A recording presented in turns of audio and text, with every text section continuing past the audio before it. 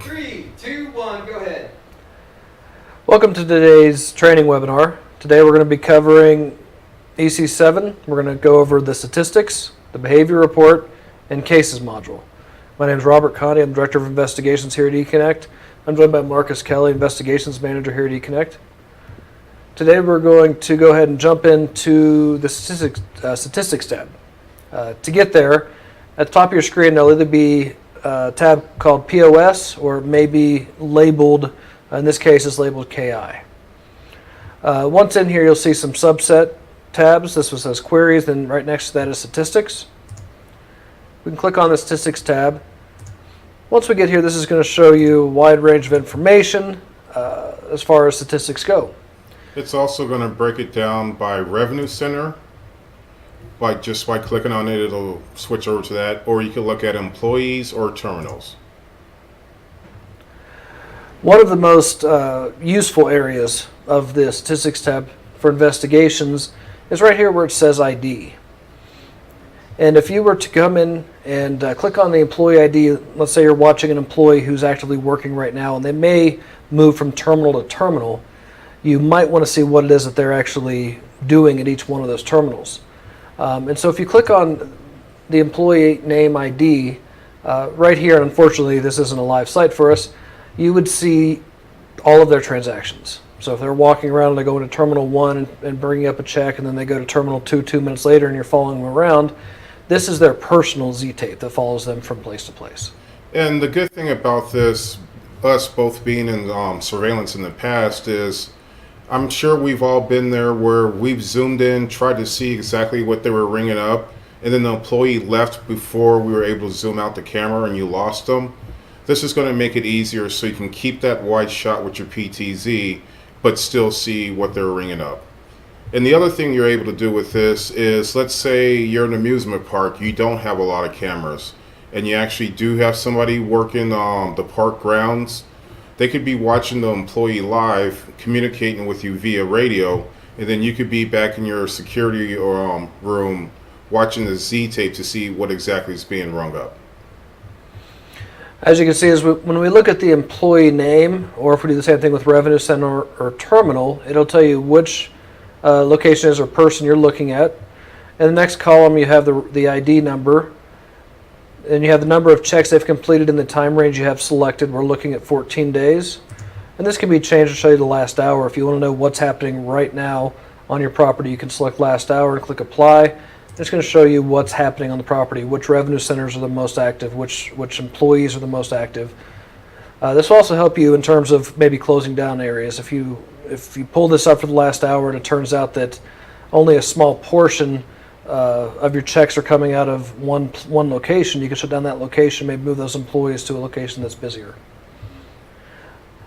All of this up top is sortable. If we want to search for a specific employee, we can type their name in right here, and it'll only show me that employee's information. You got to remember you have to type in the name correctly. Yes.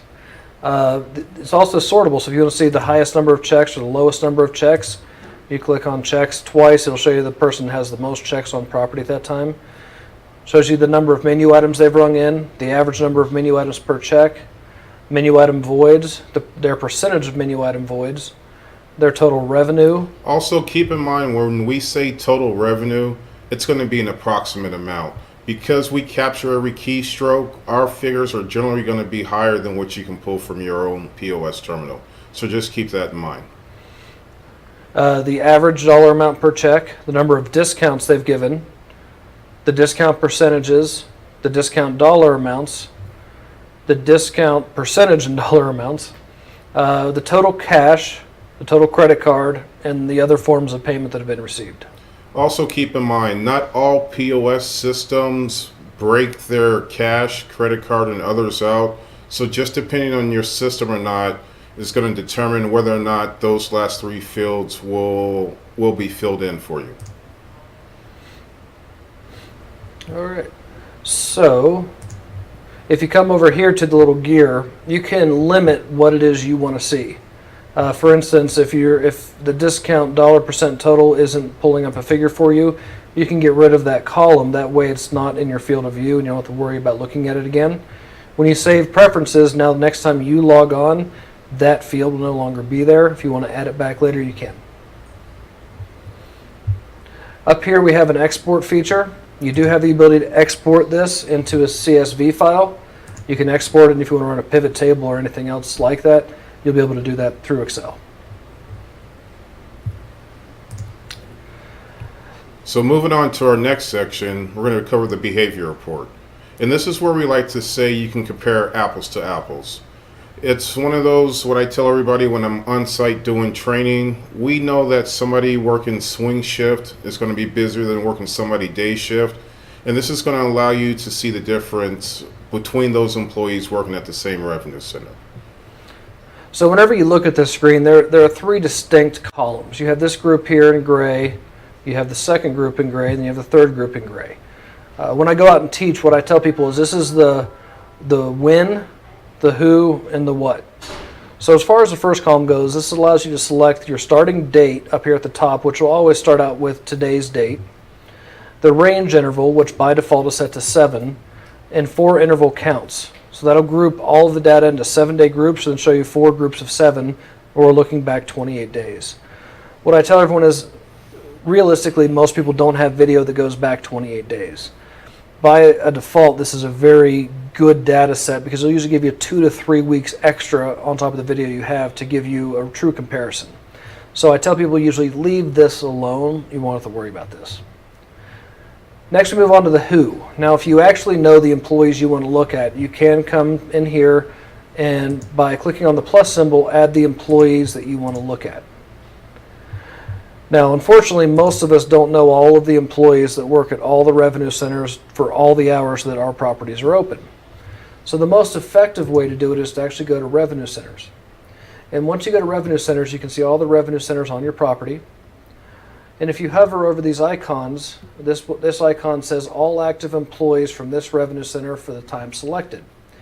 By clicking on that, it will add all of the employees that have worked at that revenue center during our time and date range.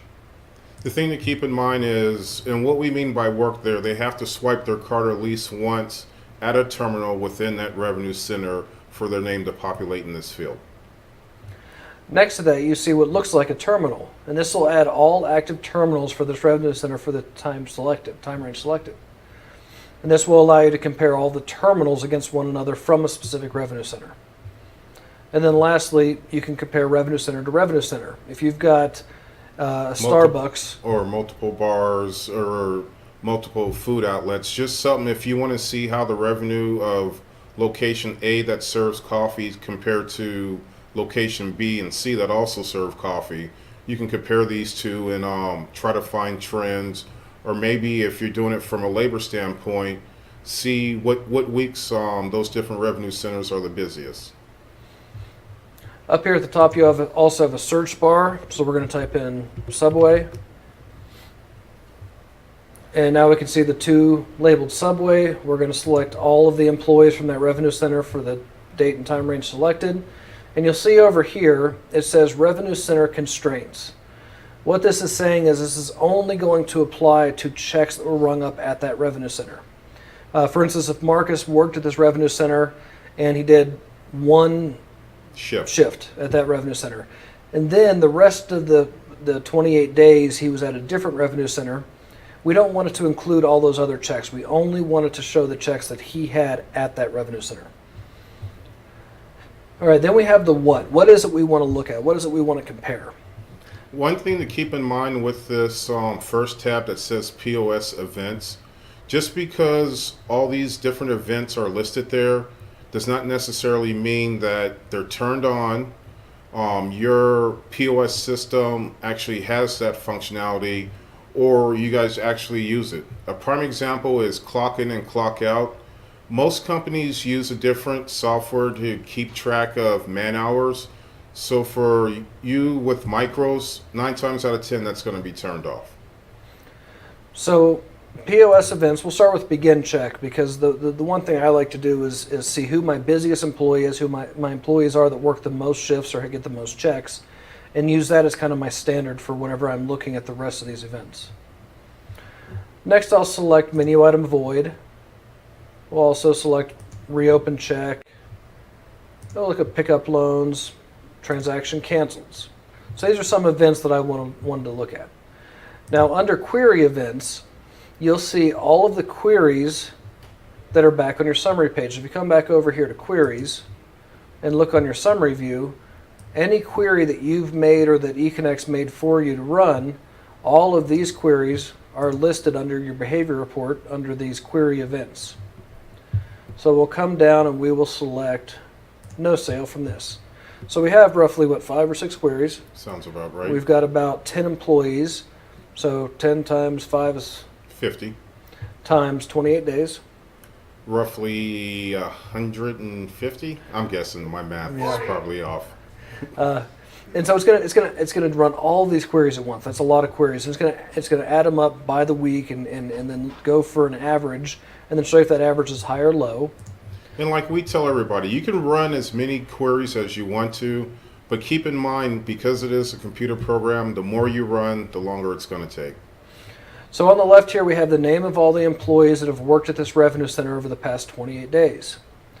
We have here begin check, menu item void, no sale, and transaction cancel. Now, if you remember, I did add pickup loan on our search, and you see it doesn't show up. That's because it did not show up at that revenue center over the past 28 days, so it's excluded it from your report. So for this 7-day period, if we look at begin checks, come down to the bottom where it says average, the average employee did 42.71 begin checks for that week. Anybody who is above 42.71 will show up in this pink color. Anybody who's below that will show up with no color. So we have our first 7-day period here, our second 7-day period, our third 7-day period, and our fourth 7-day period. And now to the far right, you're going to see a color code of the overall averages for the entire time frame that you selected. Everything in green is 1 standard deviation. Anything in yellow is 2 standard deviations, and anything in red is 3 or more standard deviations. So what we're looking for is someone who is outside the norm and above other people. So for instance, our busiest employee here averages 147 begin checks per week. They also average 38.5 menu item voids per week. But just above them, we've got a person who does half as many begin checks with nearly the same number of menu item voids as our top producer does. So we may want to take a look at this 35.75 here. Now, if you try to click on the averages, nothing will happen. You cannot click on these averages. The previous week, however, you can come back and see that on the previous week, that employee did 59 menu item voids. So I can click on this 59. It's going to take me back into my data grid, which is going to allow me to quickly take a look at what this employee's been doing and why are their numbers so high. And it's one of those, when we do go out and train, we do tell everybody, just because you see somebody in red does not necessarily mean they're doing something wrong. And if you pull up a revenue center and everybody's in green, it doesn't necessarily mean that everything's on the up and up. You still should take a look if you see a revenue center in all green, because who's not to say they're not all committing fraud the same way, therefore their averages are all about even. All right, so go back into behavior report. Now, let's say this is a behavior report that we like. We're looking at something, we're getting a lot of good results, and it's something we want to look at on a regular basis. What we'll do is we'll go ahead and go back to the report builder by clicking on the arrow on the left-hand side of the screen. And from here we can save this. We can name this report. We can set it to private if we'd like. And we can hit save. Now once it's saved, next time you come back in, you can see all of these behavior reports that have been saved. And to show you guys what will happen, we'll go ahead and clear this out. We'll get rid of Subway. We're going to reset all of this so none of these boxes are checked. And now if you hit this drop down and we select test and load, it will automatically preload all the employees that have worked at that revenue center for the date range you have selected. It will check all of these that we had checked before. That we had before. And now we can run a report quickly. This will help you effectively manage your time and get you to the information you want quickly so you can investigate and move on with your day. And the other thing you can do as we go back to the other page is if we like this report that much, but we want to run different revenue centers, but look for the same event types, we could just clear it out, select the next revenue center, and then from there go ahead and run our report. Again, this is a time saver because you're just clearing out one, selecting another, and you don't have to search through the list of different events.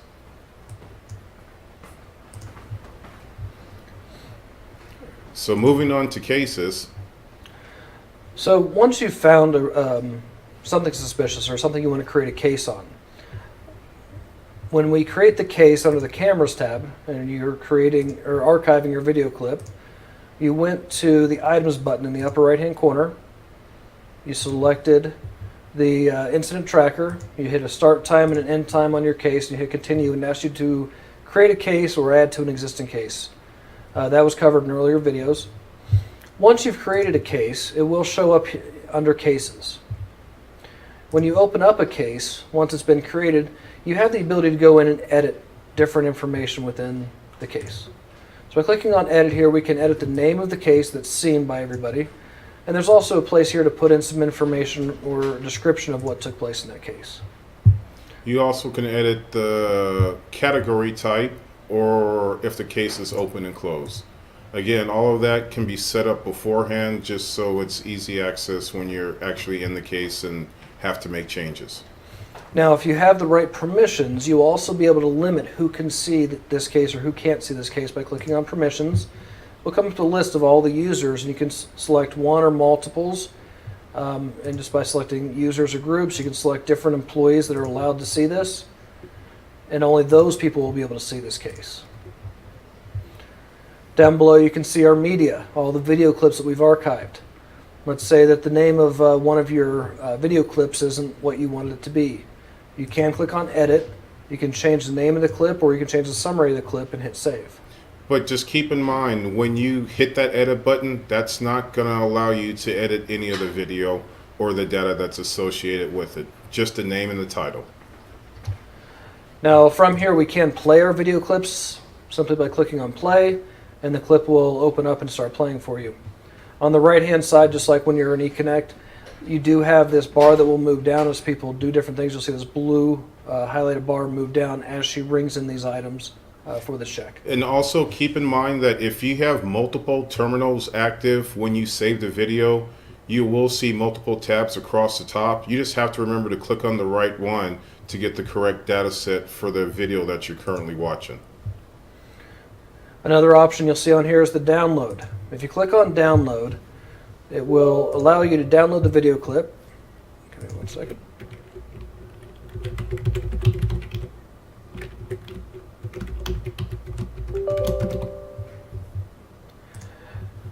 And once the video clip's been downloaded, you'll be able to open that up. It will download in your Internet Explorer, your Chrome, whatever software you're using for your web browsing.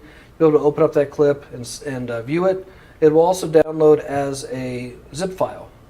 It'll be a fully contained zip file with the player control and everything built in, along with a watermark indicated by a little lock on the bottom right-hand corner. A couple of things to keep in mind. Just because it's opening a web page does not mean you're reaching out to the internet. So if you're working in a surveillance room and it's a closed network, that's not an issue. And the other thing is, if you do unzip that zip file, that watermark will no longer exist, and therefore you'll have to download again in case you ever have to go to court. Over here to the right, you have a blue plus symbol. This blue plus symbol is a comment history. It will allow you to type in comments. If you guys are doing an investigation that's going on for several days or over multiple shifts, you can leave notes for each other of where you've left off or what's been going on in that case. You also have viewer history. You can see who's taken a look at this case.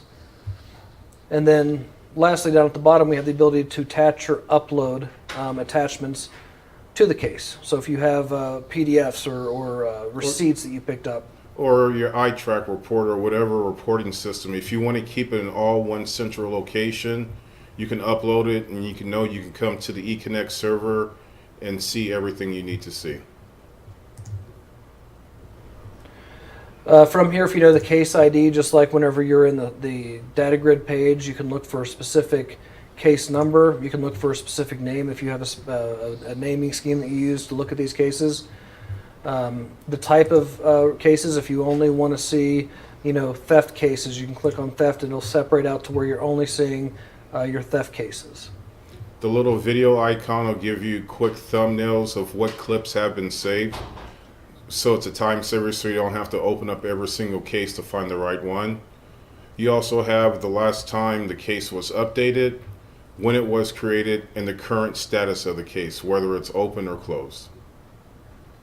And also at the top, if you know a specific date range and you can't remember, you can set either when it was created or when it was closed, or created or updated, and then you can search that way to try to narrow down your field so you don't have to go through entire 6 pages or however many cases you have in your software. We'd like to thank you guys for attending this training session, and we hope it's informative and helps you out with your investigations. Good luck. Have a good day.